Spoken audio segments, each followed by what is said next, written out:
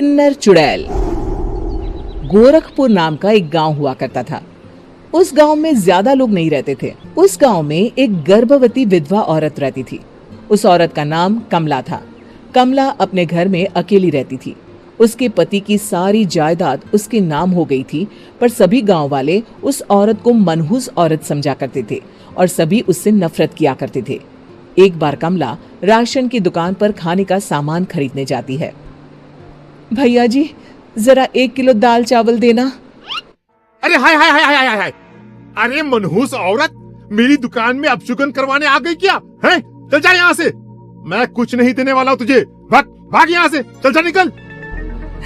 भैया जी, ऐसा मत कहिए। मैं गर्भवती हूँ, मुझे खाने की बहुत जरूरत है। मुझे खाना दे दीजिए। दुकानदार कमला को वहां से धक्के मारकर भगा देता है। तभी कमला रोते रोते उस गांव के किन्नरों के इलाके में आ जाती है। गांव वाले किन्नरों को उसी इलाके में रखा करते थे, क्योंकि वो लोग किन्नरों को पसंद नहीं करते थे और उनके इलाके में रहने से मना करते थे। तो किन्नरों ने उसी गांव में अपना एक इलाका बना लिया था। जब किन्नर लोग देखते हैं कि एक गर्भवती महिला रोते रोते उनके इलाके में आ गई है, तो सारे किन्नर कमला के पास जाकर उसका हाल पूछने लगते हैं। क्या हुआ बहन, तुम्हारी गर्भवती अवस्था में इतनी बुरी हालत कैसे? तुम रो क्यों रही हो? तुम डरो मत, हम तुम्हें कोई नुकसान नहीं पहुंचाएंगे। तुम शांत होकर सब बताओ कि हुआ क्या है। मैं कमला हूँ। मैं गांव के दूसरे इलाके से आई हूँ। 2 महीने पहले ही मेरे पति की मौत हुई है। मुझे गांव के लोग मनहूस मानते हैं, क्योंकि मैं विधवा हूँ और गर्भवती भी। वहाँ के लोग मुझे खाने के लिए कुछ बेचने के लिए भी तैयार नहीं, जिससे मेरा गुजारा नहीं हो रहा था। कोई बात नहीं कमला, हम तुम्हारा ख्याल रखेंगे। किन्नर लोग कमला को एक खाली घर में रहने के लिए जगह दे देते हैं और उसकी देखभाल भी करते हैं। कुछ ही महीने बाद कमला अपने बच्चे को जन्म देती है, पर अफसोस, कमला बच्चे को जन्म देते ही अपनी जान गंवा देती है। जब सब किन्नर बच्चे को देखते हैं तो बहुत खुश हो जाते हैं, क्योंकि वो बच्चा भी किन्नर ही था। कमला ने एक किन्नर बच्चे को जन्म दिया था। अब इस बच्चे की देखभाल कौन करेगा? हम तो इस बच्चे को गांव के दूसरे इलाके में भी नहीं भेज सकते। अरे तो क्या हुआ, इस बच्चे की माँ नहीं रही तो हम इसे पालेंगे। अब ये हमारे इलाके में रहेगा, हमारे साथ रहेगा। फिर वो किन्नर उस किन्नर बच्चे को गोद ले लेते हैं, उसका नामकरण कराते हैं। उस किन्नर बच्चे का नाम शक्ति रखा जाता है। देखते ही देखते शक्ति बड़ी होने लगती है। उसके रंग रूप बहुत सुंदर थे। वो बहुत सुंदर किन्नर दिखती है। एक दिन शक्ति एक किन्नर से पूछती है, माँ जी सुनिए ना, ये गांव के दूसरे इलाके में भी तो लोग रहते हैं, तो हम वहाँ क्यों नहीं जाते? हम उनसे अलग क्यों रहते हैं?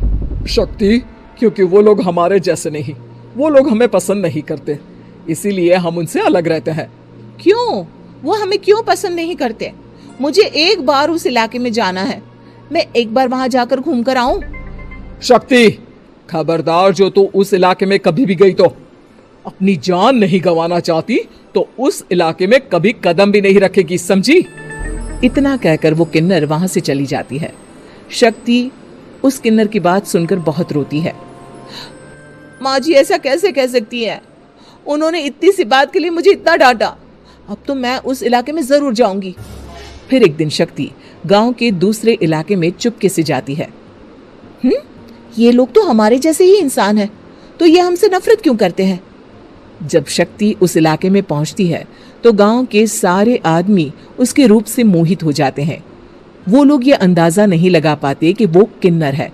शक्ति की सुंदरता देखकर सारे गांव वाले उसकी तारीफ करने लगते हैं।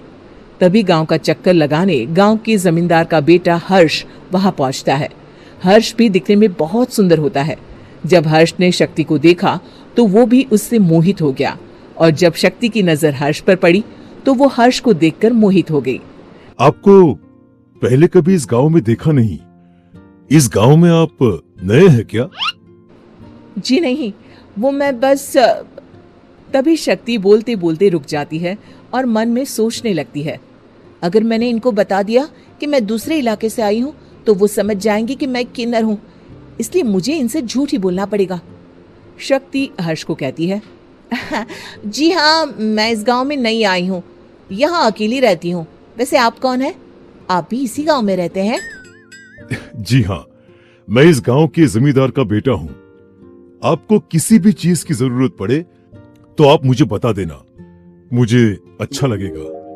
ऐसे ही शक्ति और हर्ष एक दूसरे से रोज मिलने लगते। वो दोनों अपने प्यार का इजहार करने एक दूसरे से मिलने जाते हैं।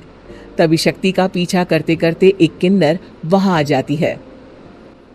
शक्ति, मैं तुमसे बहुत प्यार करता हूँ।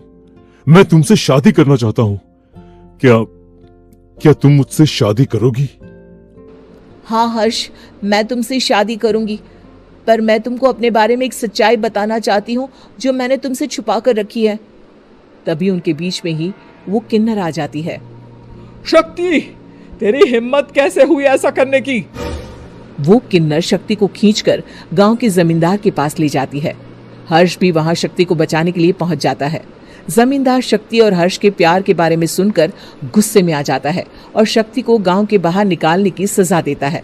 शक्ति ये बात सहन नहीं कर पाती और कुएं में कूदकर अपनी जान दे देती है। जमींदार हर्ष की शादी गांव की एक लड़की से करवा देता है, पर हर्ष इस शादी से खुश नहीं होता। शक्ति अपना बदला लेने के लिए मरने के बाद किन्नर चुड़ैल बन जाती है। अब मैं इन गांव वालों को नहीं छोड़ूंगी, अब इनसे मैं अपने प्यार का बदला लूंगी। किन्नर चुड़ैल गांव वालों को परेशान करना शुरू कर देती है।